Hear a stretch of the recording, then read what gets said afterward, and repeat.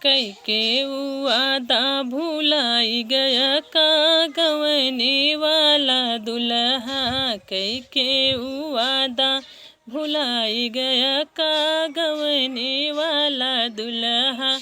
Hello दोस्तों, नमस्ते, प्रणाम। मैं घूंघट वाली अपनी यूट्यूब चैनल में आप सभी का स्वागत करती हूँ। और मैं आज बहुत ही अच्छा चुटकुला नाच गीत आप सबको सुनाने जा रही हूँ। कैसा लगे आप सब कमेंट बॉक्स में ज़रूर बताना। प्लीज़ मेरे चैनल को सब्सक्राइब करना, वीडियो को लाइक करना। तो सुनिए अब पूरा गीत। कई के वादा भुलाई गया का गंवने वाला दुल्हा। कई के वादा भुलाई गया का गंवने वाला दुल्हा।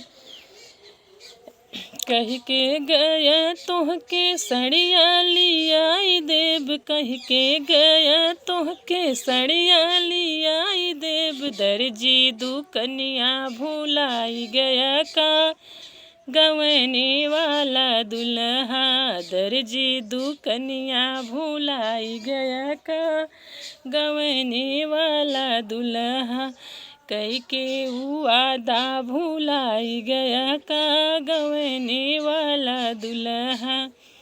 कह के गया तोहके चूड़िया लियाई देव। कह के गया तोहके चूड़िया लियाई देव। चूड़िहरवा दुकनिया भुलाई गया का गंवने वाला दुल्हा। चूड़िहरवा दुकनिया भुलाई गया का गंवने वाला दुल्हा। कई के वादा भुलाई गया का गंवने वाला दुल्हा। कह के गया तोहके ललिया लियाई देव। कह के गया तोहके लिपस्टिक लियाई देव। बिसरती दुकनिया भुलाई गया का गंवने वाला दुल्हा। कई के वादा भुलाई गया का गंवने वाला दुल्हा। कह के गया चौमिनिया लियाई देव। कह के गया चौमिनिया लियाई देव। जौनपुर बजरिया भुलाई गया का गंवने वाला दुल्हा। जौनपुर बजरिया भुलाई गया का गंवने वाला दुल्हा।